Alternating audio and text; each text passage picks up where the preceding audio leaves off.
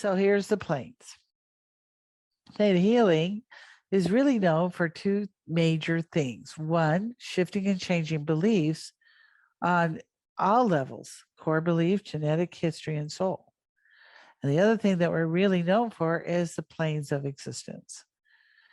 Okay, so it's not complicated, and it fits in very well with people's ancient teachings.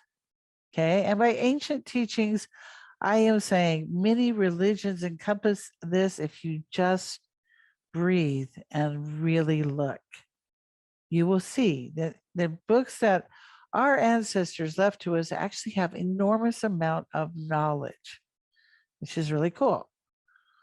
But of course, if you just hear planes of existence, you're thinking, oh no, what is that? Okay, so the planes of existence is actually divided in how fast atoms and particles are moving. That's it. The first plane of existence, the atoms and molecules are moving so slow that they give us the impression of it being solid. Okay, so the first plane of existence is solid materials, and it's usually, and also the minerals of the earth. Minerals like calcium, magnesium, all of these things that we are actually made up as humans, but they're moving super slow, these particles. So the first plane is moving super slow. So a rock would be on this plane. Even the earth, the sand might be on this plane. The basic energies that are moving slow. Minerals are in your body, so technically you're part of the first plane of existence. The second plane of existence is when the atoms are starting to move faster. And as they move faster, they start to create more sugar molecules. They start to add like carbon atoms to things. As you look at the second plane of existence, you realize that this is when you have life. Now, if you were a scientist, you may think that the first plane of existence is made up of non-organic material, but it's not alive. But in ThetaHealing, everything is alive, everything. Okay. The second plane is where you would find your plants. They're growing, they're using light to live. It is amazing that you can see a plant grow by giving it water and the minerals of the earth. So the second plane of existence would be the plants. Okay, just so you know.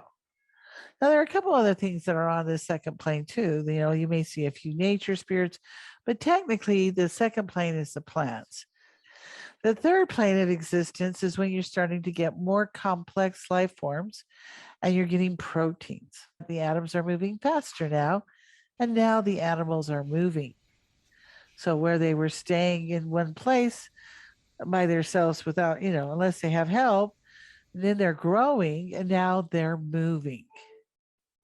Okay. So on the third plane of existence, you have protein-based organisms that we would probably call the animal kingdom. Now, I know you're thinking, oh, that's where I am. But the truth is that you are made up of minerals and you are also made up of vitamins. And by the way, vitamins are organic, minerals are non-organic. So you actually eat plants and you also eat proteins. So technically, you're really part of all three of these planes of existence, just so you know. Now, these three planes of existence are actually three-dimensional planes. So they have three dimensions. Just so you know, a dimension is up, down, east, west, north, south.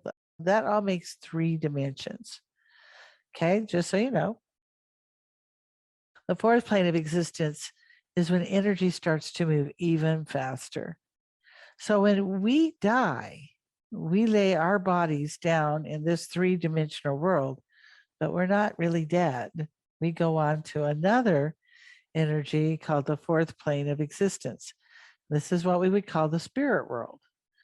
Oh, we may still be there, but we're moving so fast that most people can't see us with their naked eye. So You can see spirits sometimes with a camera, but you are moving so much faster. So now the energy is moving so fast that the third dimension may not be able to see it, but I'm sure that you guys have noticed that maybe your animals have seen spirits, or your children for that matter, that haven't told themselves that there's no such thing. So the fourth plane of existence is the plane of the spirit. Okay, that I mean by this is where you go after you die. Now, these other planes that I'm talking about now are actually divided into layers. Now, the fifth plane of existence moves even faster. Now they're moving really fast. So the atoms are moving super, super, super fast. And this plane would be the plane of the angels and the masters, people that have actually mastered their lives and are actually living in this energy. Okay, and then the sixth plane of existence is the laws of the universe. Laws like gravity, laws like electricity, laws like magnetics, all of these moving faster and faster and faster. And then there's the seventh plane, which is all of these planes, everything, the room, the board, all the planes, it's everything. It's the energy that creates everything. It is life before it starts. It's atoms before they move. It's everything that is. So here's how it works. Every plane of existence can heal. If you ask me what I believe with all the core of my being, I will tell you that we are part of this amazing energy, the creator of all that is. Okay, everything else, it comes from this energy and the movement of atoms. Just so you know, that's how it works. And some of you may not find it very, very, very cool, but you're going to find it very helpful, because in your life, you're going to meet people, you're going to go places, and you're going to see things that you may not understand. But you don't have to understand. What you have to know is that the energy of the creator of all that is, the seventh plane, is the energy of perfect intelligence and love.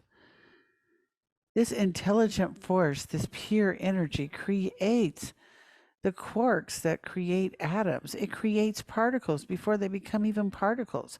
It creates everything that is, has this energy in it. Our ancestors knew this. Our ancestors referred to it many times. Sometimes they called it the spirit. Sometimes they called it the spirit that moves in all things. Sometimes they called it the Holy Spirit. They knew this life force gave all life to everything. So remember that the energy of the creator is all around us.